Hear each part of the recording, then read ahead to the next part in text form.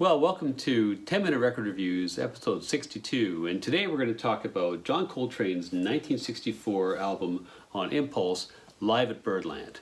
And this is a 1972 Japanese reissue. I've just for the purposes of showing the cover, I've taken off the little OBI strip, which apparently adds value if you resell, but I've got no plans for that. Anyway, this is a brilliant album. It is a contender for, although I don't think it is, but it is a contender for Coltrane's best album. And it comes in the midst of the period of what's referred to as the classic quartet, with Elvin Jones on drums, Jimmy Garrison on bass, McCoy Tyner on piano, and Coltrane, of course, on sax. It's recorded in October '63 in the midst of a period of change, not just for Coltrane, but for the whole quartet. At this point, they'd been together for a couple of years on and off, and what they were doing in this time was obviously making forward explorations with Coltrane in the lead there, but with the other three players clearly matching him stride for stride. In this whole burst of exploration that Coltrane was involved in from probably '62 onwards to his death. As part of that, they would often revisit tracks that they had previously cut and reinterpret them, sometimes in ways which were kind of recognizable, at other times in ways which were almost totally distinct. And we get examples of this here in this album. This album theoretically is a live album, but only the first three tracks are live, the tracks on side one and the first track on side two. The other two are recorded in the studio. This is Coltrane in mid-flight, moving from these more accessible treatments of the material, then to these intense bursts of notes. Incredibly fluid, much more smoothly executed than in years before. I mean, his technique was never bad, but nevertheless, you can see year by year, album by album, the fluidity of what he does, advancing remarkably. And here you're at nearly peak Coltrane in terms of technique. And as ever, he's not that easy to pin down. Is it avant-garde? I guess, but he's not really part of the avant-garde movement. He's doing his own thing. He's got this spiritual pursuit, which is very single-minded and not really influenced by others around him. He is influencing others far more than he is absorbing from the outside. As far as I can tell, this is internally generated energy. And it's grounded in what he's done before, but it also kind of sets out the agenda for where he's going to go, which takes him to some pretty wild places in the coming years. And so in this one album, you can hear all the way back to the stuff he did with Red Garland, but you can also hear hints of where he's going to go on A Love Supreme, on Ascension, and even the stuff which came out posthumously, which he recorded right at the very end, like Interstellar Space. There are hints of the whole arc of his career on this particular album, which is one of the reasons why it's so great. The album also has awesome liner notes written by a guy called Amiri Baraka, though at the time he was still going by his birth name Leroy Jones. And Baraka is a major figure in the black intelligentsia of the 1960s and the 1970s, a really interesting figure in his own right. He's a bit of a polarizing figure too, because as influential as he was with black nationalism, he also has flirtations with anti-Semitism, something he walked back and disowned later in his life. And it doesn't show up here, but it's certainly part of understanding him. But he is probably best understood as a major force in black nationalism. He was a founder of the Black Arts Movement, which was part of the whole vibrant, radical Harlem scene in the years after Malcolm X's assassination. And he has a couple of great quotes on here. So this album, one of the tracks in this album is Alabama, and it's written, again, this is 1963, and it's written in the aftermath of some of the horrific things that were happening in the South with respect to the civil rights movement and Klan activity and so on.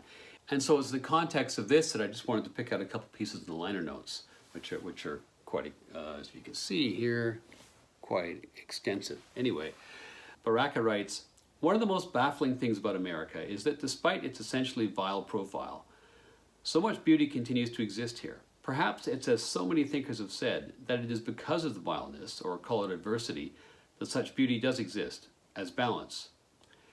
And then with respect to Alabama, he says, "If you have heard Slow Dance or After the Rain, prior Coltrane tracks, then you might be prepared for the kind of feeling that Alabama carries. I didn't realize until now what a beautiful word Alabama is. That is one function of art, to reveal beauty, common or uncommon, uncommonly, and that's what Train does.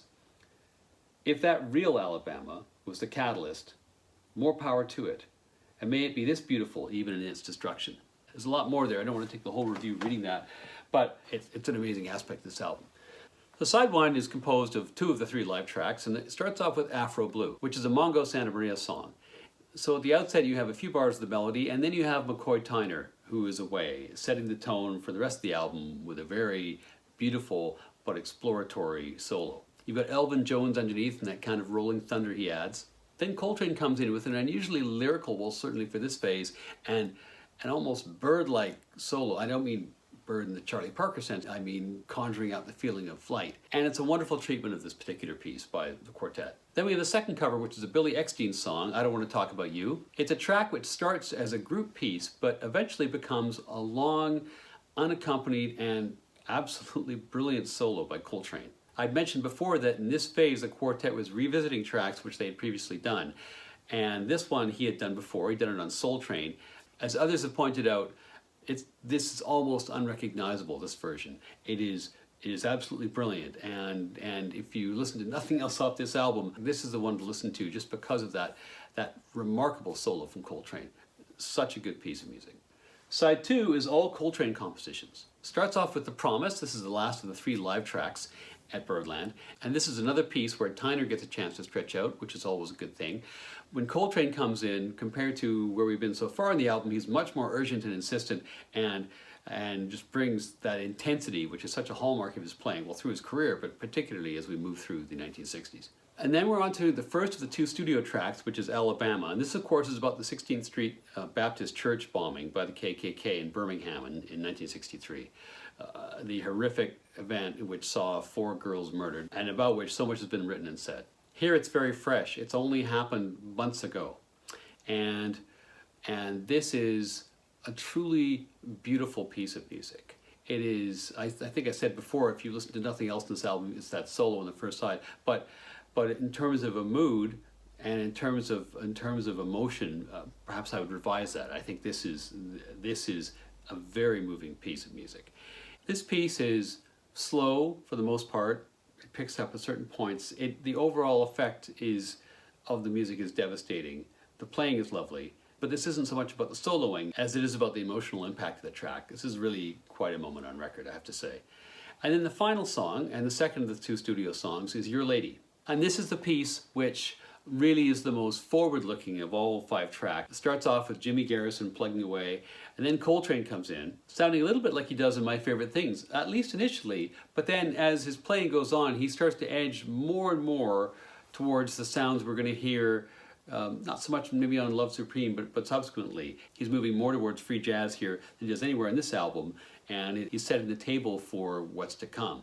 By the time that track's done and the album's finished, you've been through most of the emotions available to a listener. It's really quite a piece of music. So what to say about Live at Birdland overall? Well, if you're a collector of Coltrane albums, this is one you have to have in your collection. This is not an optional one. It's very much a key, but not simply as some kind of transitional piece. It's important simply because of the music which is on here.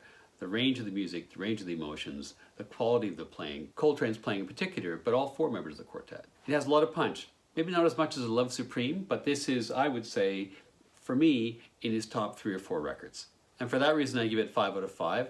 It's Coltrane very much at his technical peak, but before he started to go places where a decreasing number of people were able to follow, including, ultimately, some of the members of his own quartet.